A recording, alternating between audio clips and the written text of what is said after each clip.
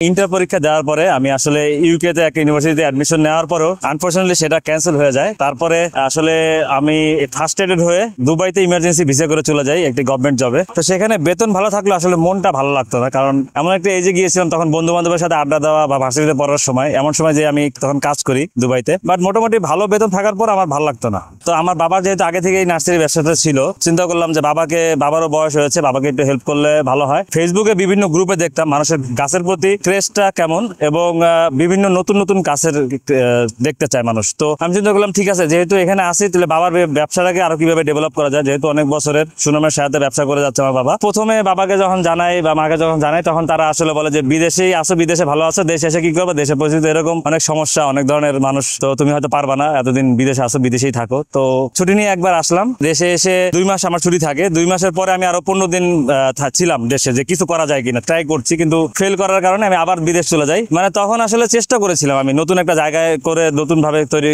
করা, কিন্তু জায়গা পাচ্ছিলাম না, জায়গায় ভাড়া বেশি হচ্ছিল, স্টাফ পাচ্ছিলাম না, সবকিছু মিলে দেখেছি যে না হচ্ছে না, ভাইরে বলে মিলে না। পরে আমি আবার বিদেশ চলে গেলাম। যখন যে বাবা মা বলতেছিল যে আসলে এখানে অনেক রোদ, অনেক পরিশ্রম, তুমি পারবা না, বিদেশে আসো, এসি রুমে থাকো, কিন্তু এখানে তো অনেক ঝামেলা আছে, তুমি পারবা না। তো এটা উপেক্ষা করে আমি বললাম না ঠিক আছে, চেষ্টা করে দেখি, যে এটা এখনো বয়স আছে। 2018 সালে আমি 31শে ডিসেম্বর চলে আসি দেশে। দেশে এসে আমি 1 জানুয়ারি থেকেই নতুন একটা নার্সারি আমি দেই, সেটা হচ্ছে মোহাম্মদপুর বেরিবাদে। সেখানে একদিন পর থেকে আমি নতুন নার্সারিতে জয়েন করি 10-12টা আম গাছ নিয়ে। হ্যাঁ, এসে পরের দিনে আমি নতুন নার্সারিতে জয়েন করি। জি, ওখানে আসলে আমার বেতন প্রায় 1 লাখ বা তারও বেশি ছিল, কিন্তু আমি ওইটা ছেড়ে এখানে চলে আসি। যাই পাবো আলহামদুলিল্লাহ দেশে সবার সাথে থেকে আর কি।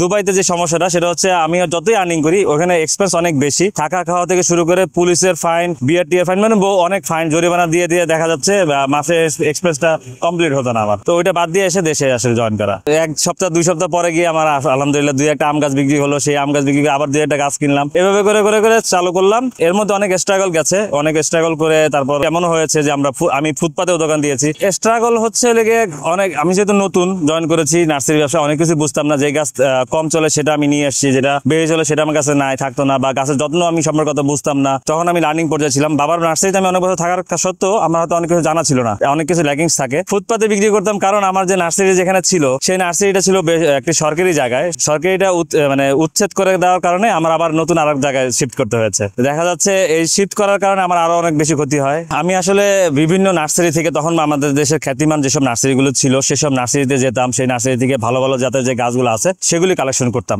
করে এনে তারপর দেখতাম যেটা রেজাল্টটা কি আসে। 6 মাস 1 বছর পালতাম, এরকম করে করে গেছে কিছুদিন। তারপর দেখা যাচ্ছে না, যেটা ভালো রেজাল্ট আসছে, আমরা কাস্টমার যেহেতু এর মধ্যে কিছু কাস্টমার আমাদের পার্মানেন্ট হয়ে যায়, তাদের আমরা দিতাম যে ভাই এই গাছটা নেন, এই গাছটা ভালো পাবেন রেজাল্ট। তো তারা ভালো রেজাল্ট পেলে আমাদের জানাতো, তারপর আমরা অন্য অন্য কাস্টমারদেরও আমরা সাজেস্ট করতাম। এভাবেই আসলে এগিয়ে যাওয়া। দেখতাম যে নার্সারি থেকে বিভিন্ন অনলাইন সেলাররা গাছের ছবি নিয়ে তারপর হলে অনলাইনে সেল করছে উচ্চ মূল্যে। আমি চিন্তা করলাম যদি আমরা সরাসরি নার্সারি অনলাইনে সেল করা শুরু করি, তাহলে যারা ক্রেতা আছে তারা প্রতারিত হবে না এবং সঠিক জাতের ভালো গাছটা পাবে। প্রথম দিকে একটু সমস্যা হতো, মানুষ বিশ্বাস করতে চাইতো না যে এটা হবে কিনা, কারণ তখন অনেক প্রতারণার সময় ছিল, যে সময়টা নতুন নতুন অনলাইন হয়, মানুষকে একটা বলে আরেকটা দিত। তো আমি সবসময় প্রথম দিকে, এটা আসলে আমার বাবার কাছ থেকে আমার পাওয়া, আমার বাবা এর আগে যে 28 বছর নার্সারি করছে তার বিরুদ্ধে আমার মনে হয় না কেউ কোনো কমপ্লেন দিতে পেরেছে যে আজিজ সাহেব কোনো খারাপ জিনিস দিয়েছে। সেই ক্ষেত্রে সেই জিনিসটা আমি সবসময় ধরে রেখেছি। আমি যেটা জানতাম আমি সেটাই বলতাম, আমার এই জানার থেকে বেশি বাড়িয়ে কখনো বলতাম না, এবং সবসময় চেষ্টা করতাম আমার যে ক্লায়েন্টগুলো আছে তাদেরকে ভালো জিনিস দেওয়ার। তো এই থেকে না হচ্ছে কি 1 বছর 2 বছর 3 বছর থেকে আমার বিশ্বস্ত কাস্টমারগুলি মানে আমাকে বিশ্বাস করা শুরু করে, এবং আমি আল্লাহর রহমতে তাদের কখনোই ঠকাই নাই, এবং তারাও আমার এই কাস্টমারগুলি রয়ে গেছে। এই জন্যই আর কি এগিয়ে আসা। বিদেশি ফল গাছ আমি কিনে কখনো মার্কেটে দেই না, কারণ ওইটা হচ্ছে আমার ভুল হইতে পারে, বা আমাদের যে সেলের কাছে আমরা কিনি, আমরা তো একজন সেলের কাছে কিনি, সেখানে তারও ভুল হইতে পারে। তো দেখা যাচ্ছে সেটা আসার পরে আমরা যখন ফল পাই তখন বলি না, আমাদের কাছে যে ছবি দেখানো হয়েছে সেই ফল হয়েছে।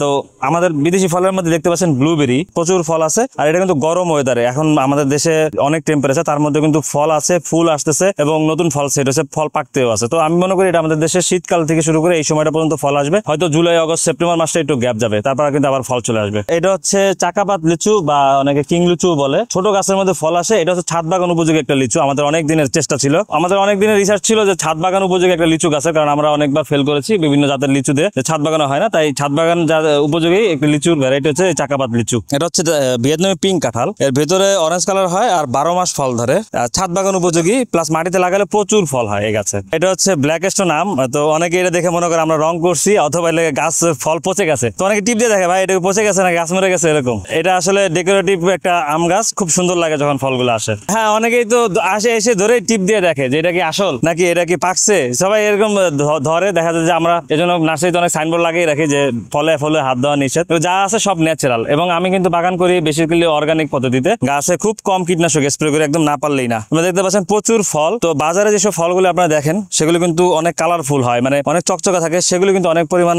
ওষুধ, সার, কীটনাশক স্প্রে করা থাকে। বাট আমার গাছগুলো দেখেন একদম ন্যাচারাল, পাতা দেখতে পাচ্ছেন সব ন্যাচারাল, কোনো এক্সট্রা ওষুধ বা সার দিয়ে বা হরমোন দিয়ে কিন্তু আমার কোনো কাজ করা নাই।